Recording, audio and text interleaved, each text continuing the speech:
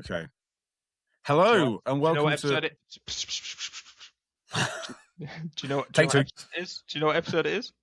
14. I wrote it on the plan yesterday, didn't I? Yes, you did. Yeah. Okay. Right. Go. I'm on it. Hello and welcome. Hang on. Should we just leave this in? Just leave it in. That was just for my fun. That was brilliant. Yeah. Say. Yes.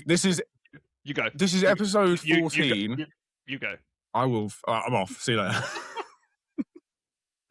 Welcome to episode 14 of the Fact to 50 Football Podcast with me, Michael Grantham, and my not irritating co-host, as always, Adam Farrell. How's it going, mate? Yeah, it's very good. Thank you, mate. Very good.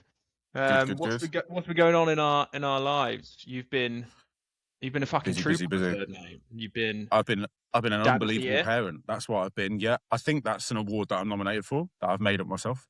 I'm sure Bev has definitely nominated you for that award. Yeah, definitely she would. Yeah.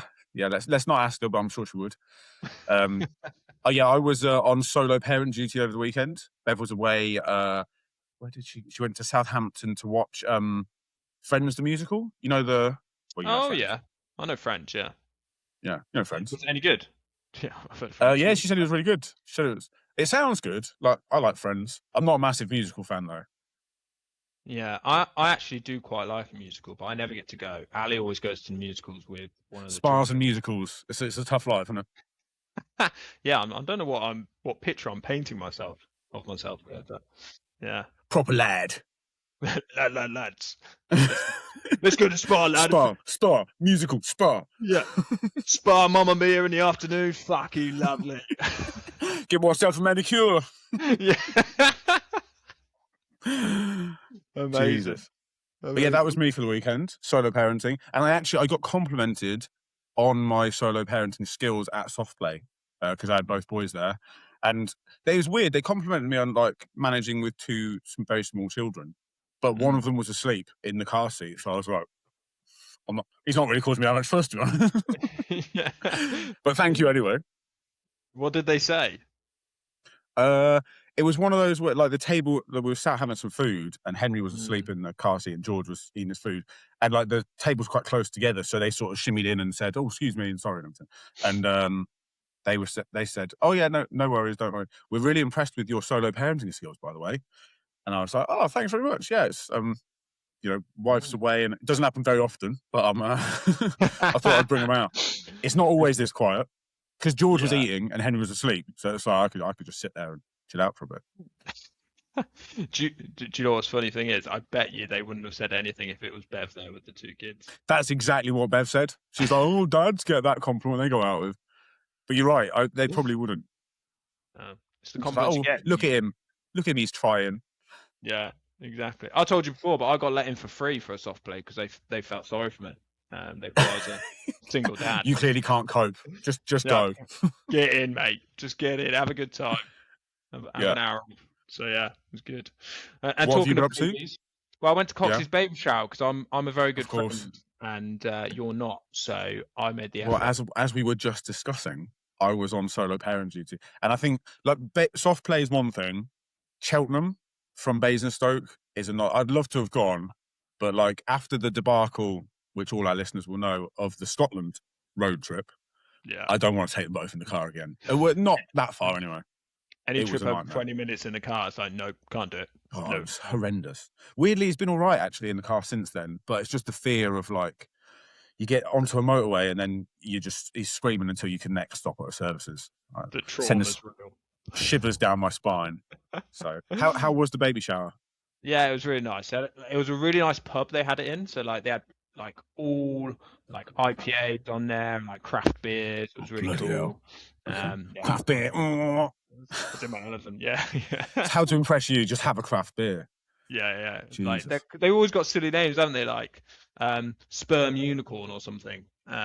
Yeah. But it's lovely. It was very good. So yeah. Were they served in like a ramekin or something with an umbrella and a slice of pineapple? They weren't actually. Do you know what was really nice? It was nice to see Cox's parents having a good chat. Yeah. Roz and Mike. Yeah. That was having a good chat. Legends. They were good.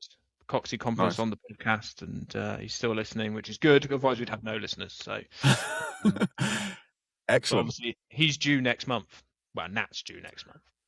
Yeah. So are they going to stop listening? I imagine. Are we going to have to knock this in the head? Well, maybe they'll play the podcast to the baby, and it will. I think that should be the first thing the child listens to. Because we're so boring, the podcast will sleep. Straight off to sleep. Yeah, The magic touch. Done and dusted. Listen to this shit. Yeah, absolutely. And the only thing is, we've booked a little trip away, haven't we, together, mate? A bit of a football trip. Oh yeah, we have. I thought you were talking about you and Ali then. No. Me and you, the boys. We have. Do you want to tell the listeners all about it? Yeah, so, well, actually, a bit of backstory. I was actually supposed to take Mike to a Reading game, and I'd surprised him with some hospitality tickets to go to Reading because I was going to ask him to be my best man. Unfortunately, Reading, it was on international break, and Reading, with all their international players, had to cancel the game and rearrange, so it meant that we couldn't go. So we've booked some tickets this time to go to Southampton game. Ooh. So Southampton versus Charlton, and we've booked some cheeky hospitality. So we'll try and do a few Prawn sandwich brigade. Prawn sandwich brigade, yeah. I've never done it before. Neither have I. I'm excited. Should be good. Yeah. So, yeah, we'll let the listeners know how that goes, which is good. Definitely. On that. Yeah, that's in. When is that? February. End of February. 22nd or something like that. Yeah. Okay. Yeah. Is it on and the I'm calendar? sure with your. Actually, I don't think it is. Yeah. It's 21st. Isn't it? Saturday, the 21st of February. Yeah. 21st. And with your history of like correct booking of things and trains and travel and all that, I'm sure it will go off without a hitch. The last time we went to a full match together, we only had 2 trains to get. We missed both of them. So. And they were literally 10-minute trains. We're facing the wrong way. Do you remember that? We were looking at the wrong platform, and then behind us the train. I think that was our train. Yeah.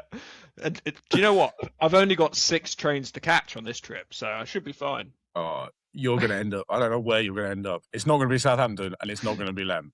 It's not going to be pretty, but we'll see. Yeah. We'll get there. Should we talk about some football, mate? Yeah, probably. We probably should. Yeah. This is a football podcast. So, where are we going to start? Should we start with the big news of the week? Mr. Michael Carrick? Mr. Michael Carrick confirmed interim appointment of Manchester United. Come on. Yeah. And I must say, I predicted this on the last podcast that Carrick would get. Yeah, I got a text off Ian McEwen, another listener of the podcast. Oh, actually, I think he's a fair weather fan in that he watches the social media clips. But he said, "Oh, Farrell nailed that, didn't he, with his prediction of Michael Carrick taking over?" So fair play. What do you think of that then? You happy with that? I think it was. I don't know how I feel about it. I think it's inevitable. I think, like I said in the last pod, it's probably their only choice. I feel for Carrick because if you look at our next games, he is in for a treat. Obviously, so we've got City at the weekend. Yeah, I'm sure when they sacked Amarim, one of the first things I texted you on WhatsApp was like the new manager his first game is likely to be against Man City. Yeah, well, Amarim came in with loads of goodwill because when he literally just beat City with Sporting like the week before he came in to Man United. So everyone's like, "Way, we've got somebody who can beat Pep." But yeah, Carrick's next game. So we've got City, then we've got Arsenal. You have, yeah. Then we've got Fulham. Away. Then we've got Spurs, and then we've got West Ham. So a good solid 3 points maybe out of the next 5 games would be. I mean, Spurs for anyone other than United, Spurs is nailed on 3 points really. Yeah, but yeah, that's a tough run. It's a really tough run, and there's been loads of clips going around. So Carrick was on Rio Ferdinand's podcast a while back, and he said he would build a team around Mainu, which I think a lot of fans are keen for. I'm a little bit on the fence with the Mainu thing. Like, I think he's a good player, but you shouldn't he's just come for the academy, he's a good player. All our eggs are in his basket. We need to build a team around him. He needs to be a bit more ruthless than that. If he's good enough, absolutely, and we think he's a good player, and he definitely should have played more under Amarim. But you don't build a team around somebody just because they're academy graduate and they're half decent. I think it's controversial. It's the classic. So when you're losing, your best players become the ones who aren't playing. So like, if your form's in the toilet, you know the guys who aren't starting are suddenly like oh, why is he not playing? He's excellent. And then you play him, and it's like, actually, he's not as good as we thought he was. But it's because it's an alternative option, isn't it? It's like we should have played this guy because, hindsight's a wonderful thing. But actually, he's probably just bigged up because you haven't seen him play regularly for a while. I think he is decent. But doesn't he play in Bruno Fernandes's position? Ideally? Yeah, that's the problem. So when he first came through, we thought he was maybe more of a sort of sitting midfield or an 6 or an 8. But yeah, he's probably his best position is a bit further forward. I can hear the babies crying in your background. Yeah, I can hear that too. Leaving Bev to deal with the kids. That's through a door as well, that is. Yeah. Listeners won't be able to hear it, but the babies are going fucking mental next door into. There's only one, but it sounds like two. Yeah. he's got another cold, bless him. So that's probably why it is. And I'll have that soon as well. Looking forward to that. Yeah, okay. But it does go to show a little bit about final point from you on Manchester United, that the problem probably wasn't just the system, even though I'm not a fan of the system. But so Fletcher comes in, he plays 4-4-2. No, sorry, 4-3-3 basically in the next two games. So we drew 2-2 to Burnley, and then we lose to Brighton in the FA Cup. So it hasn't changed things massively. Yeah. Shout out also to Danny Welbeck for scoring again against United and celebrating again against United. He's I can't help but like him. Like, he's so likeable. But stop God damn you! Stop scoring against us, Welbeck. I think, like, his previous teams, he's mostly scored against Manchester United, which is really annoying. Yeah. But all props to him. He's 35 now, and he's still banging goals. Danny Welbeck for England. I think that train's gone. I think at the beginning, there was maybe a couple of months back, people were talking about it, and then he didn't score again for a little while, and then I just don't think you can give it to the top scorer in the Premier League who's English. Like, if that's the case, Calvert-Lewin's in the England lineup. Which there is probably a bigger discussion to have, though, isn't there, about who are we going to take to the World Cup other than Harry Kane at centre forward? Yeah, because there's not a load of options. No. We've got all these attacking midfielders, but centre forward is quite a slim pickings at the moment. Yeah, and I feel like Welbeck would do well in Tuchel's pressing sort of game. So, I mean, whoever we take, if everything goes well, they're going to play like 5 minutes maybe. They're hardly going to play at all because Kane will just play 90 minutes every game, won't he? Yeah. So it might not matter. Yeah, it might not matter. So maybe for the next international break, we'll talk about that. Yeah, well, we can do a proper England special, can we? World Cup build. Yeah. So I think round up for me. I'm glad to see Carrick in there. I'm excited to see what he does. It just gives a bit of boost of optimism. Hopefully, there's a little bit of a bounce. Like if we go to City and beat City, we're back, baby. But no, we're not back because we'll lose to Arsenal. I mean, if he wins his first two games, if he beats us and City, you'll be literally Rio Ferdinand will be on TNT Sports, like doing cartwheels, wouldn't he? Ballon d'Or. You can't get it, Rio. He's a manager. Ballon d'Or. Well, that I said in the last podcast as well. That's the problem. If Carrick does too well, it poses an issue for the ownership. So the ownership will be hoping he does well, but not too well. So we'll see. Yeah, we'll see how he does that. Yeah, it's weird that they don't look at managers that aren't former United players. Do you not think? Like there are other people out there. But we tried it with other interims, like we did Ranić, and it absolutely failed. So actually, to get the fans back on side and get a bit of a good feeling around the place, it makes sense to bring in a former player. And I'm glad they didn't go Ole Gunnar, because I love Ole Gunnar. But not tempted by Xabi Alonso, who's recently out of work. He's available. Well, I did think that, but would he come to United, being a Liverpool legend as he is? So yeah, true.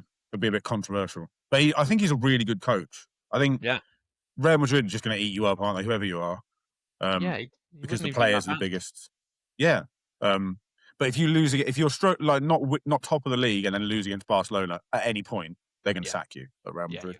But if you look at what he did at Bayer Leverkusen, it's absolutely ridiculous. Unbeaten champions. Did they win the double or the treble or something? They lost the Europa League final, but they won the cup, I think, as well. Yeah. Like invincible double winners. And considering you're a club who aren't Bayern Munich in the Bundesliga, to have beaten them to the title and go unbeaten, he's got to be a pretty good manager. Yeah, do he that. is. He So definitely is. one It'll to be watch. amazing it'll be really interesting if he does come, because that would be spicy, to say the least. He's going to end up in the Premier League, surely. Yeah, we'll have to see. We'll have to see what the Yeah, good boys. Um, yeah. so you're let's move on to Arsenal, unless you've got any more points about Man United you want to make. No. That I think No. that we've covered it. So we spoke about Arsenal Liverpool beforehand. I predicted a draw, and I said I think Arsenal actually ultimately would be happy with a draw at Liverpool. How do you feel after drawing 0-0 Liverpool? I feel the worst after any game this season. I was absolutely Wow. fuming. Like it was it was worse than the Wolves. I know we beat Wolves, but it was worse than the Wolves game. I was I wasn't um I was so confident we were going to beat them. They were there for the taking, and it's not only that we didn't beat them. Um, like they outplayed us in the second half, and what they did was good, like clever. They didn't have any strikers, so they didn't play a striker. They had an extra midfielder, and then they outnumbered us in midfield, so we just couldn't get the ball. And they had like 65% possession in the second half. And like Arteta afterwards said, they played how we expected, so he expected them to do that, and we didn't change anything. We still persevered with the same lineup. It was like substitutions were quite late. It was like when we did make the subs, it was like for like. So it's take off a left winger, put a left winger on, take off a striker, put a striker on. Whereas if you know they're doing something out of the ordinary by playing a false, like Wirtz was false nine for Liverpool, then change what we're doing, like react to what they're doing and change something, even if it doesn't work. Surely you got to change something. But the whole second half just kind of passed us by, and we drew the bloody game. And it's infuriating that we drew, but at the same time, it's like we've just played absolutely rubbish, and we're drawing at home. Like it's not dreadful. We're like the flaw of the best thing about Arteta and this Arsenal team, their superpower is their flaw, like their absolute bottom end stinking 1 out of 10 performance, like against Liverpool, is still pretty good. Like we still had more shots than them. They didn't have a shot on target for the first time in 400 years or something. So like even though we were rubbish and it was frustrating and they played better than us, we still got points. So I don't know, it's conflicting. But I was after the game I was fucking furious because I thought this like the door is so open. We just need to smash through it, beat Liverpool. City will be like their morale would be absolutely ruined because they'd be 8 points back. And I know it's still 6 points, but that's a brilliant position to be in January. But I just feel like it's such a missed opportunity. And 8 points I is a lot. definitely, eight points feels like, I don't know, just a bit more of a safety net. And it could be 8 points after the next round of fixtures or whatever. But I just think with City stuttering the way they were, and the January transfer windows here, like they're obviously going to be strengthening. They've bought Semenyo. They might buy Gahey. It was just a big chance, and we fucked it, which is really annoying. I still think we'll be fine. I still think we'll win the league. I think the quad is on. It was just it was an infuriating game. Yeah. So you predicted beforehand that Gyökeres was going to come in and and score a goal, and I jinxed it. I totally 3-0, and I said Gyökeres to score multiple goals. No, it turns out he's still shite. He barely had multiple touches, let alone multiple fucking goals. Jesus Christ. Is the goodwill waning a little bit on Gyökeres? I feel like it's not necessarily like we still want him to do well, but I think people are starting to accept where his level is. And that is somewhere between the best striker in Portugal and a very average Premier League striker. He's the stylistically, I think he's quite a bad fit for how Arteta likes to play. And then on top of that, his confidence is just like through the floor. Yeah. He seems very like heavy-footed. He's not anticipating anything. He kind of reacts after it's happened. There was one moment against Liverpool, Declan Rice put an unbelievable ball across the 6-yard box, and he's not even in the same fucking postcode. He's like near the penalty spot somewhere. And it's like, that is why you're in the team. That's why we bought you, to do that kind of centre-forward stuff. And we don't really have anyone else who fits that kind of profile. So that was.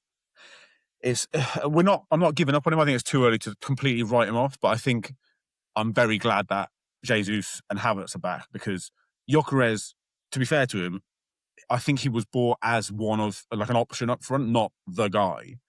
Because I still think Havertz. I'm sure I've said it on the podcast. Havertz is our best centre forward. And if Arteta was going to pick a team for the Champions League final, he would start Havertz up front if he was fit. So now they're back. I'm hopefully take Gyökeres out of the firing line a bit, put him on the bench, bring him on as an impact sub, so he might have more joy when like he's fresh and defenders are tired, because he's quite an explosive, or supposed to be quite an explosive, powerful runner. And his sprint stats in Portugal were like off the charts. They're never going to be as good as they were in Portugal, but like as an impact sub, I think he could be better. But I think that should be more of his role in the squad. Now Havertz is back. Yeah, okay. And I wanted to get your opinion on Martinelli and Gary Neville calling him an idiot. What's your thoughts on that? Who? Martinelli or Gary Neville? Or both? I wanted to get your thoughts on the incident. Did you see it as, like, there was a bit of a reaction to it, wasn't there, from the media saying it was, completely out of order. But Arne Slot came out and defended Martinelli, which I thought was a really good thing to do in his press conference. So, like, he didn't mean it. I think that's he was injured. Yeah, the first thing to say is like Arne Slot could easily have turned that into a fucking back page dumpster fire by being like, throw the book at him, he's a scumbag and all that. And actually what he said was very classy. And he's right as well. Like, Martinelli in the moment doesn't know that he's got a serious injury, and I think it's an ACL or something, isn't it? So it's a really bad one, which is bad for him. But like, I think most players, when you're trying to get a winner, and you see somebody rolling around on the floor just inside the line of the pitch, most players would have that gut in the heat of the moment, that gut instinct. Obviously, if he knows it's a serious injury, he's not going to shove him off the pitch. So yeah, it's not. You don't want to see people do it, but I didn't have a massive problem. It's not like if he's done it, like caused the ACL injury, that's a different issue. He was just trying to get on with the game, thinking that Conor Bradley was trying to time waste. So yeah, I don't want to see Martinelli do that, but I don't have a massive problem with it. Okay, so you're still 6 points clear, opportunity missed maybe, but still feeling pretty comfortable with where you're at. That's what I'm hearing from you. I think so, yeah. I think 6 points is still a nice buffer. We've got, like, injuries are starting to thin out now. Havertz is back, which I think is a really, really big one.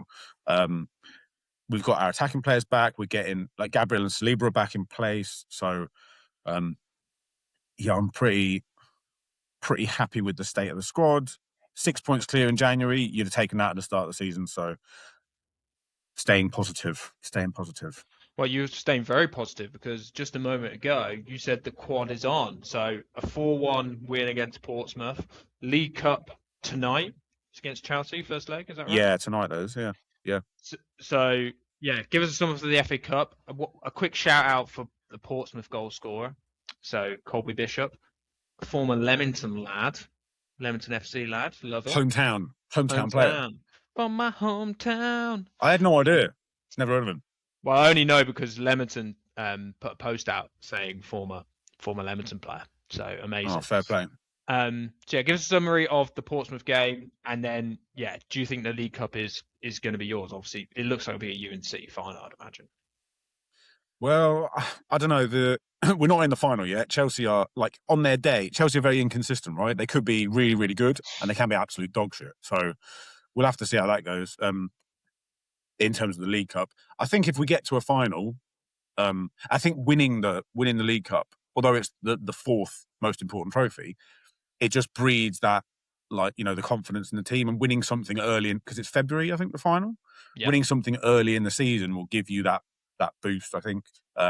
When Pep, when they first won the league, I think in that season they won the League Cup, and then they went on to win the League Cup like 4 times in a row, and obviously loads more Premier Leagues and stuff. Because they're cheats. But they that sort of breeds some confidence. So I'd like to, now we're in the semi-final, I want us to go on and win that cup. And I think our squad is in a good place to do it. But obviously Chelsea also have 700 players, so they've got a big enough squad to deal with it too. And FA Cup, it's nice to draw like a team not in the Premier League, so you get like a different opposition, and it gives you the opportunity to rotate players as well. It was a good game. It was quite fun, because it was like a different competition, different ground, less pressure. because when you're in a title race, you won't know about it. You won't remember this, Farrell, because it's been so long. When you're in a title race, it's like every game is so much jeopardy. If you even draw one game, you're like, oh no, we've totally fucked it. That's it. We're done. Whereas you play in a cup against like a championship team, and you're not just going to turn up and win, but I don't know. It's just it feels different. The pressure is a lot less. And yeah, it was more of a fun game, I think. Not if you draw Grimsby, mate. Grimsby, a top team. Really difficult. That is true. Another really fun game. Yeah. Okay. Well, let's leave that there. That's a nice segue into the FA Cup. So yeah, magic of the FA Cup is still alive and kicking. So good, isn't it? Macclesfield, who are in the same league as Leamington FC, obviously had the holders Palace and beat them. And are through. I think it's Rooney. Am I right in saying it's Rooney's brother manages Macclesfield? I'm pretty sure. Yeah. Okay. And his assistant manager is Francis Jeffers. Oh, what Arsenal a legend! Yeah. Fox in the box. Francis Jeffers is and because I think they've got an Everton connection, like they came through the Everton system together or something like that. So yeah, that's Wayne Rooney's brother and Francis Jeffers, the managerial team at Macclesfield, which is quite cool. That is cool because I missed their game when they come to Leamington to play. Yeah. I really wanted to go and watch. Because Robbie Savage was the manager of them as well for a period of time because he had that BBC documentary managing Macclesfield. Yeah. So that's really. And cool. it was really good as well because they had that tragedy, didn't they? They one of their players, was it a car accident or something on the way home from a game? It was very recent. Which was horrible. And he's only 21. Yeah. So it was nice. Like it was a great day for that club, wasn't it? Really. Yeah. I think it was really cool to be able to see. I think people are saying it's the biggest FA Cup upset ever, which is not. It's just not. I think league position-wise, is it not? So like Palace mid-table Premier League team, and there's like 5 or 6 divisions between the clubs. So in terms of position difference. Is that a fact that it is for position difference? I think so. I think it is. I might be wrong. One of the listeners will write in and tell us, but I think it's like statistically the biggest upset, whether or not like it actually is. Okay. Because obviously Palace rotated a bit and stuff, but you know. Yeah, I do think it puts Oliver Glasner's stock down even further. So they are still struggling in the Premier League, 13th out of the FA Cup. I don't think he's doing himself any favours if he does want a United job. I don't think. I feel bad for him. I think he's been let down by the Palace owners because he has. Yeah, it's not that he's failing. I don't think it's the players. Like as you go through the season with their European fixtures, which they've never had before, they don't have the squad size to keep up with it. So obviously performances are going to drop. Players are going to get injured, so you're going to have to play like second, third, fourth choice. I think they're just kind of burning out because there's too many games for the squad of their size to keep that level up in. So I feel bad for him. I think he's not been hung out to dry, but I think the owners know he's going to leave. So they're like, well, we're not going to spend shitloads of money and then you leave in 12 months' time. But ironically, maybe if they had backed him, maybe he'd stay. You do worry about Palace if Oliver Glasner does go. So like Munoz obviously gets injured. So actually now they're relying on a 32-year-old Nathaniel Klein to do a job. Maybe it's even older than 32. So the strength and depth is not there. We know Mateta was vying for a move beforehand. Like if they lose some of their key players, 2 or 3 sales, yeah, classic example that they'll go down. So yeah, I don't want to see that. I like Palace. He's 34, Nathaniel Klein. Okay, there you go. So 34. Yeah, don't come at me, Palace fans. I like you. I like your team, but I think you're in trouble if Glasner does go. Yeah, next season will be a big, like the summer transfer window. You feel like that's going to be a big rebuild because there's players who are probably going to leave. Adam Wharton, Munoz, Mateta, maybe Ismail Assar. Like there's players there who, if Glasner leaves, they might be pushing for a move, and who they get in to replace him and who they buy, that's going to be a big summer, I reckon, for Palace. Yeah. If Gay does go to City as well, I don't know if this is true, but I saw something on social media. Someone put up a graphic of all the players City have signed in this last year or maybe year and a half, and it is literally a brand new squad. Every position, if they sign Gay, they've signed the player, and they've just basically just bought themselves out of. That's what Pep does. That's what Pep does. Fraud. He's a fucking fraud, mate. I think Pep's better than a fraud, but yeah, it's Yeah. But that's what they do, right? They have 115 charges against them for a reason. They just spend a fuckload of money. They get an injury and just, okay, let's spend 60 million on this bloke. When is that going to come out? It's been so, every time I hear something, it's like, oh yeah, be out for Christmas. It doesn't happen. Directly after Christmas. Probably never will. Be like 15 years. Insane. They'll have won another 10 Premier Leagues by the time they actually get punished for anything. Yeah, it's weird. It's very annoying. Yeah. I had a question that I saw on BBC. I've posed this question. So, when will the Premier League be won by an English manager? So I want to get a time prediction from you of how long you think it will be. So it can be like a fuck knows 10 to 15 years, could be something, or do you think it will ever be won by an English manager? I don't know. I'm trying to think of good English managers. Is Eddie Howe probably like the most reputable? Eddie Howe? Yeah. Can't believe I mentioned him first. Is it just you just brought this up because you want to talk about Eddie Howe? Eddie Howe, I love you. He needs to come to Manchester United, and then maybe he'll win the league with us. Oh, you're funny, mate. You are funny. One can hope. You never know. I don't know. It's there don't seem to be that many like top English managers at the moment. There's Rossini's just gone to Chelsea, isn't he? He's English, is he? Liam Rossini? Yeah, he's English. So he's a manager, he's an English manager at a big club, and a big club with, billions of pounds to spend and a massive squad. So if he's a really good manager, if he can go and turn them around, you never know. But I wouldn't back it. I reckon it'll be a while. I think it'll be. When was the last time an English manager won the league? I don't know. Let me consult Dr. Google. If you vamp while I Google it.